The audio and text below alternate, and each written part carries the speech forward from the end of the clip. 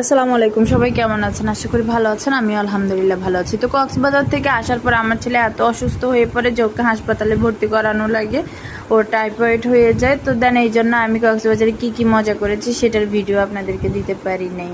তো কক্সবাজারে থাকাকালীন 2 দিন ছিলাম, ওখানে টানা বৃষ্টি ছিল, তেমন একটা বিচে গিয়ে মজা করতে পারিনি। তাই জন্য আমরা গিয়েছিলাম ফিশ ওয়ার্ল্ড নামে একটা জায়গা আছে ওখানে। ওই জায়গাটা ভীষণ সুন্দর, বিভিন্ন ধরনের অ্যাকোরিয়াম দেওয়ালে ফিট করা থাকে, অ্যাকোরিয়ামের মধ্যে অনেক ধরনের মাছ থাকে। তো সেই জন্য ওখানে দেখতে পাচ্ছিলাম বাইরের দৃশ্য কত সুন্দর ছিল। এরপর আমরা টিকিট নিয়ে এন্ট্রি নিই ভিতরে। এন্ট্রি নেওয়ার পরে এই যে দেখেন, মানে শুরু ভিতরে ঢুকতেই আপনার অ্যাকোরিয়াম শুরু হয়ে যায়, বিভিন্ন ধরনের মাছ। এগুলোর নাম আমি আসলে মাছের নাম তেমন একটা জানি না, বাট অ্যাকোরিয়ামে যেই ধরনের মাছগুলো থাকে ওগুলা সাজানোগুলো দেখছিলাম আর ভিডিও করছিলাম। এখানে উপরে করে এটা একটা হাউস সিস্টেম করেছে, বিভিন্ন সাইড করেছে, ওখানে মাছ রাখছে। এখানে আর একটা হাউস সিস্টেম করেছে অ্যাকোরিয়াম, ওটা খোলা ছিল, ওটার মধ্যে মাছগুলা এইভাবে দেখা যাচ্ছিল, ধরা যাচ্ছিল।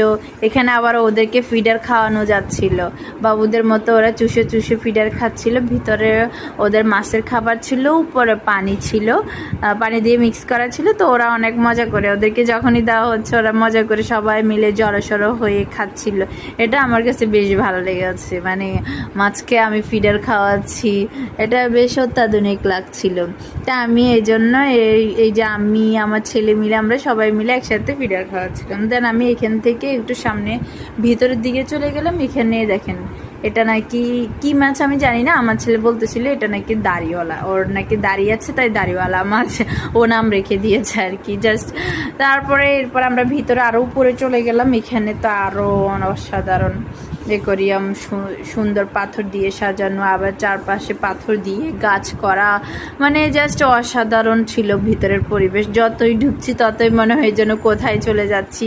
আর এক দেওয়ালের পাশে অ্যাকোরিয়াম এক এক রকম। তো এরপরে আমরা একটা দোতলার ভিতরে উপর উঠেছি, তো সেখানে সিঁড়ি দিয়ে এখানে যাওয়া যায়। এখানে পাশে আবার ঝর্ণা ছিল। তো দেন আমরা সিঁড়ি দিয়ে দোতলায় যাব। এই যে দেখেন ঝর্ণার অবস্থা। আমি এখান দিয়ে সিঁড়ি দিয়ে আবার উপরে উঠতেছিলাম। তবে ফিশ ওয়ার্ল্ডের একটা জিনিস কি, ওরা অনেক ডেকোরেশনটা ওদের অনেক সুন্দর ছিল, দেখার মতো একটা জায়গা ছিল। মানে বিভিন্ন পুরো দেওয়ালে দেওয়ালে শুধু অ্যাকোরিয়ামেই ছিল, অ্যাকোরিয়ামই ছিল। তো এই জন্য আমার ওই জিনিসটা খুবই ভালো লেগেছে। দেন আমরা উপরে চলে যাই। উপরে তো উপর থেকে নিচের পরিবেশটা ভীষণ সুন্দর লেগেছে, বিভিন্ন ধরনের পাথরের কালার করেছে।